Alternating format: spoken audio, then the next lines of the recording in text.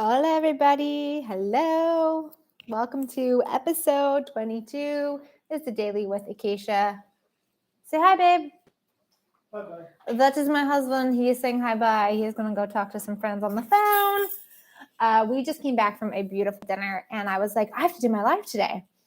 And then I was like, you know what? If no one's showing up to these, if no one's watching these, that's okay, because on December 31st, 2023, at the end of this year, I'm going to come back to this. I'm going to re-watch these or listen to them, and anything can happen in a year. Like, did I think going into 2022 my life was going to look like it is now? Did you think I was going to marry that man like 5 months later? No, I had no idea what was going to happen in a year. And so just to even just share for myself what's going on in life and what's happening and my journey, like, it's documented in a certain way being on Instagram, but to be able to have this like space where I can just show up and just be honest about what's going on I'm not trying to, talk about Cancun to get people to like Cancun more. Like, I was giving some honest feedback the other day about what was going on with my trip of Cancun, because it was not what I expected in any sort of way. Coming from PV, also, I had expectations of different things and just wasn't what I was having. Anyways, so today is all about going from fuck this to fuck yes, because it was a hard start to the day and it turned out to be absolutely fantastic. If you're new to this channel, hi, my name's Akeisha. You're watching either on YouTube or you're listening to the podcast.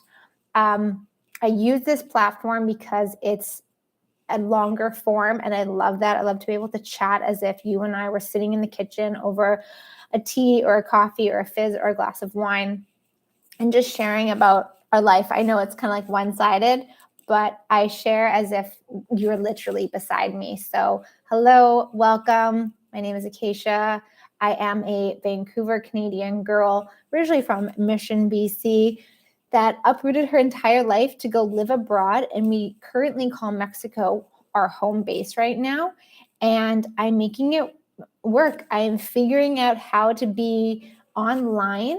I went from doing complete one-on-one service to really diving into the online business that I have. I do e-commerce. I am an ambassador and aligned with this company called Arbonne. We sell nutrition products and have the health and wellness, and it's all online and it's all direct to consumer. And then I do some one-on-one modalities called fascial stretch therapy and also access bars. And energetic facelifts. And so that's what I do to create this life abroad. And there's tons of ways these like digital nomads have kind of carved the space.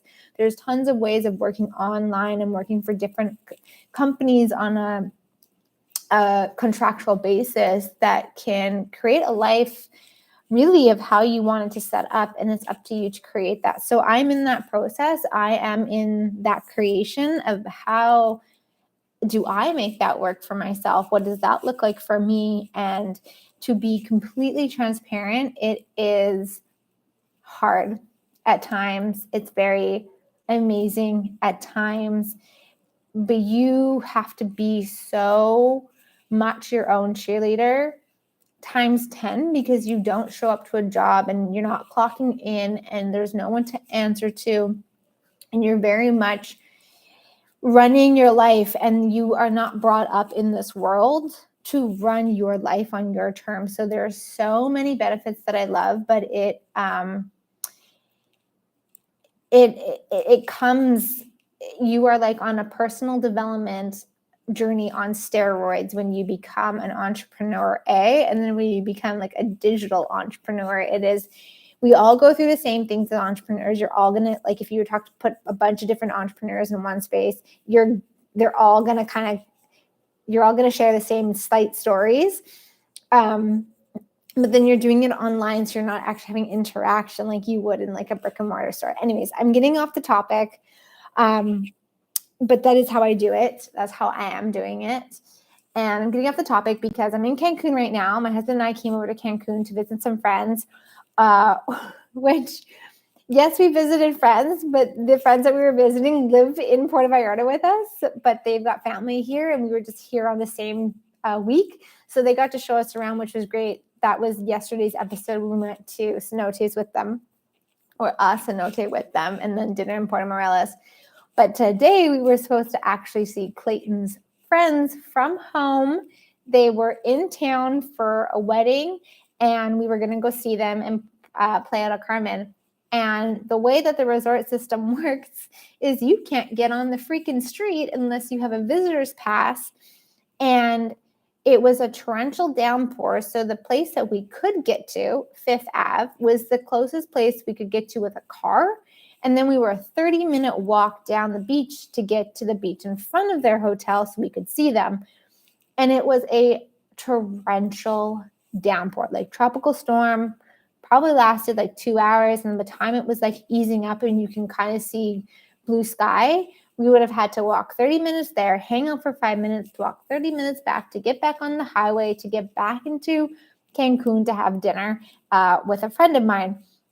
So it went from like, we're going to go see friends to we're just going to sit and Keisha's going to get drunk off of margaritas and we're just going to be in the rain and it's miserable and it's cold. And it was just nothing in the morning was going our way. I also like, here's a marriage moment. I'm learning how to be the version of a wife that I see, and Clayton's learning how to be the version of a husband that he envisions.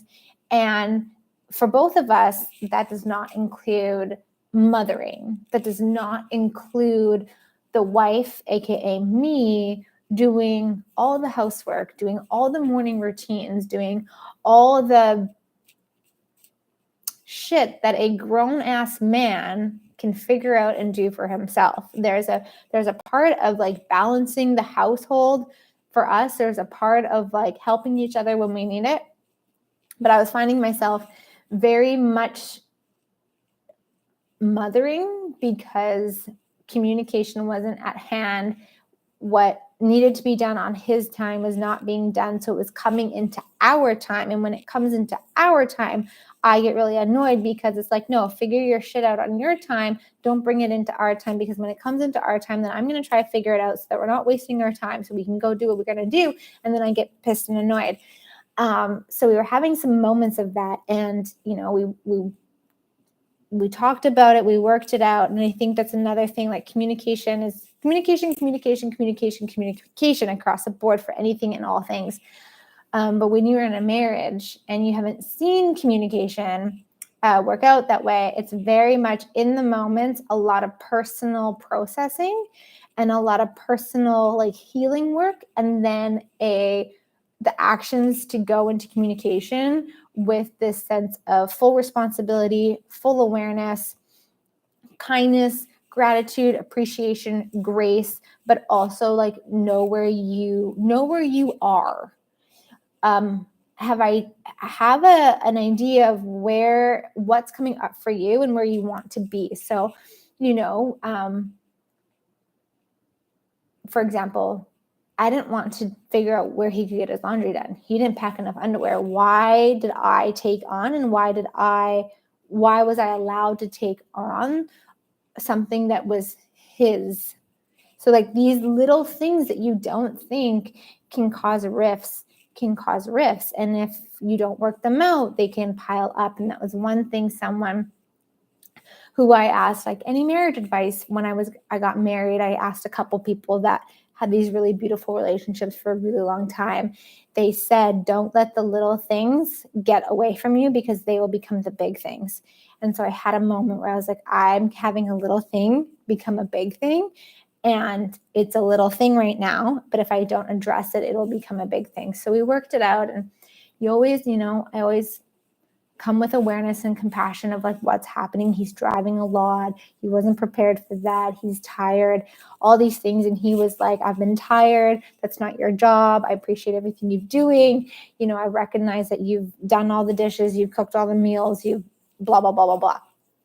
So we worked that out, but it was a hard fuck no this morning. Like I was not in a mood to do anything. And I was like, we are on vacation. This is an extension of our life that we want to be able to just pick up our stuff and go see our friends. We want to be able to just pick up our work, pick up our life and go on a quote unquote vacation, but we just want to go see things. But we still want our lives to be running. Like it is interesting to try to figure this out, especially in these beginning stages where nothing's really solid in our work lives. It's all still this like ebb and flow.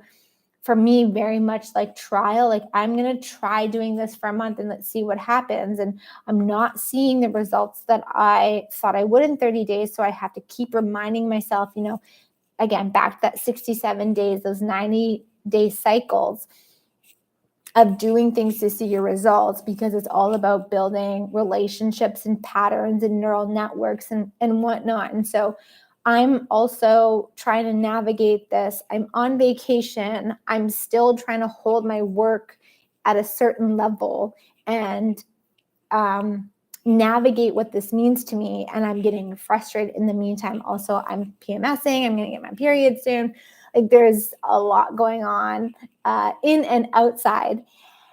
And so I was just like such a no today. I was a no to Cancun. I was no to Playa del Carmen. I was no to the weather. I was no to driving. I was a no to life. I was no to my husband. I was no to my own self. I was a no to messages. I was a no to Instagram. I was a no to Facebook. I was just like a no. It was just like, fuck this. And then we were coming home and I was like, okay, well, what would make us happy? And here's the moment where I think things change for us, is that we recognize that we needed to do something that we knew would light us up. That could be anything for anyone. But what was lighting us up in that moment was this idea of having a tomahawk steak. Now, Clayton loves steak and he loves the tomahawk steak. It makes him feel manly, like extra caveman-y, more Viking-y. It's just a really great time. I can see his joy literally ooze from his body when he can get a tomahawk steak. And so we messaged my friend. I was like, hey, would you be down for going for dinner with us? Like our treat, I want to celebrate you. She just got her Canadian citizenship. So like, let's celebrate. And she was like, yes. So I found a steakhouse that had tomahawk steak on the pictures, and their steaks looked very good. There's a couple of places where I was like, oh, it looks a little cheesy. It's a steak, but it looks like a cheesy steak. And so we went to this beautiful restaurant, had this beautiful bottle of wine, and didn't even look at the bill. Didn't even look at the cost of anything. It was just like, we want bone marrow, we want a tomahawk steak, and we're going to get this whole meal platter, multiple things on the menu that was meant to split between 2 or 3 people. And we put it on the table, and my friend and I ate most of it, and Clayton picked at it and whatnot.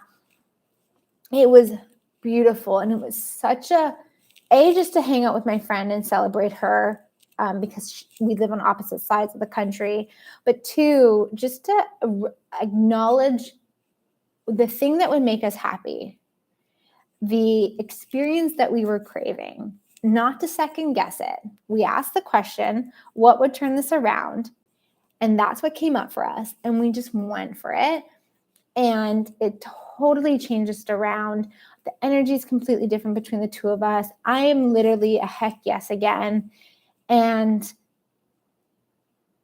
it's this practicing awareness.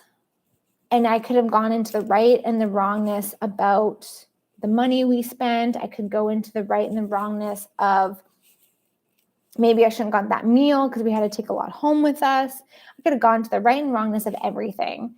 I could go into right and wrongness of like, did we actually have to do anything to make us happy? Like we should be able to make our own selves happy. But honestly, sometimes you're just craving an experience. Like I think also Clayton had this beautiful experience with friends that I wasn't a part of because I was at my friend's house. And so I wanted an experience also. Like I wanted a dinner experience that I could drool over. Like literally, y'all, the steak was drool worthy. It was so beautiful. It was so good. It was so well cooked, so well crafted, so well presented. The service was phenomenal. Like it was just so great. And technically, being in this country, those experiences are more affordable coming from a Canadian or American standpoint. Now, if you're working in pesos, it is quite a bit, but that same experience, those same foods in Canada would run our bill probably 3 times as much. And so to be able to have those experiences here in Mexico, things that I've been craving for years, like to have a bottle of wine that I'm just like, this is amazing. It is so good. And it's probably $50, but I love this. And this is the quality I want in my life, to be able to start cultivating those in a currency that isn't draining my bank account after one go. It feels really good. It's almost exciting. It is exciting, not almost. It is exciting because I've put off those experiences for so long because they are, double or triple the cost, and I'm not necessarily replenishing that at the same rate. Am I replenishing that at the same rate right now in Mexico? No, but that experience isn't putting us in the hole by any means at the moment. So I am learning how I can have these experiences, where I can have these experiences. I'm starting to see how much they are here in this country. And we've had them from, coast to coast, right? So on one coast, we've had that, and now on the other coast, we've had it. And so that's also really like a heck yes moment to, years ago I said, oh, it'd be nice to go see the ruins. And, months ago I was like, what are cenotes? I've never heard of those. Those look amazing. And literally the days have come, that was, 2 days ago and yesterday, where I'm like, I get to cross that off my list. Like, now I understand what that is, and I can choose to go to more. Like, we might go see more cenotes because we're going to Tulum.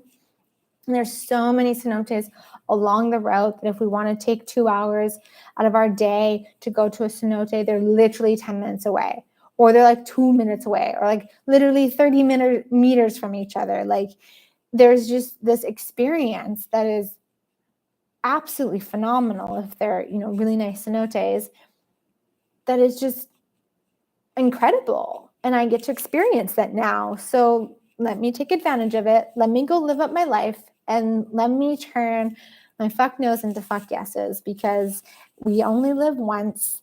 I'm going to try and make the most of it as I discover what it's like to live abroad, to build a life abroad, to build a financial income, stability, diversity, revenue, however you want to call it, however I see it, to build an abundance of whatever. Abundance of time and freedom and experiences is also in that. And here I am cultivating it in my life, and just being really appreciative and present to when I'm acknowledging that that's what I'm creating. And it's very different now than it was like 6 years ago. I don't think I would have appreciated a moment, because I'm fully now aware. I can't say fully because who really knows? But I have more awareness now than I did 6 years ago about the choices I'm making and the creations that they're creating and the futures that they contribute to. And that, to me, is everything. And so when I can have more of those moments where I'm really present and aware of the choices and the futures that they create and the experiences and what they're cultivating in my life and adding to my vortex, and giving me reference points too, and how I really didn't, when Clayton was like, that was the bill, I was like, oh, wow, but I'm so proud we got to do that. We can do that right now, and that we experienced it like that. That's really cool. Like, I really had a moment of like dissolving any like anxiousness that I sometimes feel around getting the bill, like really working on flowing that money energy in and out, in and out, in and out, in and out, in and out. So yeah, that was today. Tomorrow is going to be completely different, because we're going to more ruins, we're going to more cenotes, and we're hitting up Tulum for the last day and a half of our travels here on the East Coast. Please follow me on Instagram tomorrow. I feel like it's going to be a fun time on the gram. If you're watching this in the future, don't go searching for those, because there's probably going to be forever ago. But let me know if you've been to any of these things that I've talked about: ruins, cenotes, East Coast of Mexico. What was your experience? What was your love affairs? What surprised you? Let me know in the chat, in the comments, and y'all have a fantastic day, and be in recognition and appreciation for what you're creating in your life, because it's all a magical, beautiful thing at the end of the day. So cheers, have a great day, and talk to you soon. Bye.